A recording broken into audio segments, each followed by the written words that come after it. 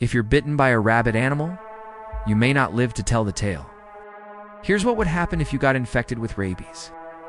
Number 1, animal bites. First off, it all starts with an animal bite. Rabies is a viral infection that affects the central nervous system of mammals. And the most common way for humans to contract this deadly virus is through the bite of a rabid dog or cat. But it can also be transmitted by other mammals such as bats, monkeys, foxes, and even camels. If you were to be bitten by one of these infected animals, you might be at risk of the infection immediately, since rabies is almost always fatal once symptoms appear.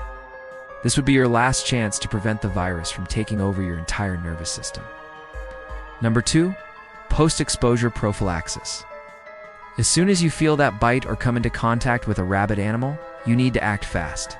The first thing you should do is wash your hands thoroughly in cold, soapy water, as this can help remove any saliva from the wound. Next, you need to get the post-exposure prophylaxis vaccine. This is a series of shots that contain weakened rabies virus particles. The first shot is administered immediately after the bite, and then booster shots are given on days 3, 7, 14, and sometimes 28. If you're bitten by a wild animal, a dose of immunoglobulin is also injected to help boost your immune system. Number 3, incubation period. After you receive the post-exposure prophylaxis treatment, there is still a small chance that you can develop rabies. The incubation period, which is the time between the bite and the onset of symptoms, can vary depending on a number of factors, including the severity of your wound and where on your body you were bitten. For example, a bite on your hand will have a shorter incubation period than a bite on your leg. On average, the incubation period lasts anywhere between 20 to 90 days. During this time, the virus is traveling along your nerves to your brain. Some people may experience flu-like symptoms during this stage, but most won't know that they're infected. Number 4, prodromal phase. The first stage of rabies in humans is known as the prodromal phase. This is when you start to feel the initial symptoms of the disease. You might feel like you have the flu or another viral infection.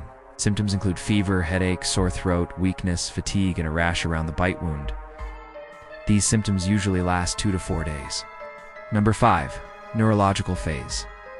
After the prodromal phase, virus affects the neurological system, causing inflammation of the brain and spinal cord. This phase is when things start to get really bad. Symptoms include confusion, hallucinations, agitation, paralysis, difficulty swallowing, and hypersensitivity to light and sound. Hydrophobia, which is a fear of water, is a common symptom as well. That's because swallowing becomes painful due to inflammation of the throat and larynx. So if the person tries to drink water, they will likely choke, and this can lead to further complications such as pneumonia. Number 6, coma and death. Unfortunately, the final stage of rabies is always fatal. As the virus continues to replicate, it causes more damage to the brain. Eventually, the person will fall into a coma and die. This usually happens within a few days after the onset of the neurological phase. Now that you know what would happen if you got infected with rabies, you'll definitely want to take some precautions if you're bitten by a wild animal. Make sure to seek medical attention right away and follow their advice on how to best treat your wound.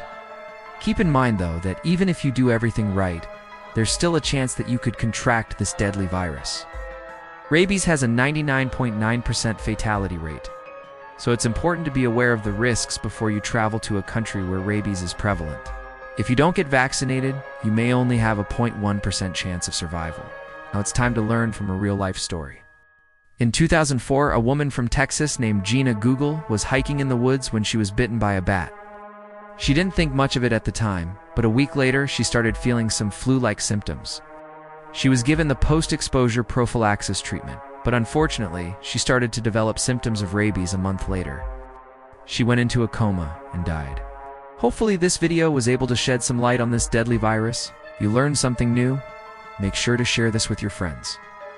Don't forget to hit the like and subscribe button to help this channel out. Stay safe, and thanks for stopping by.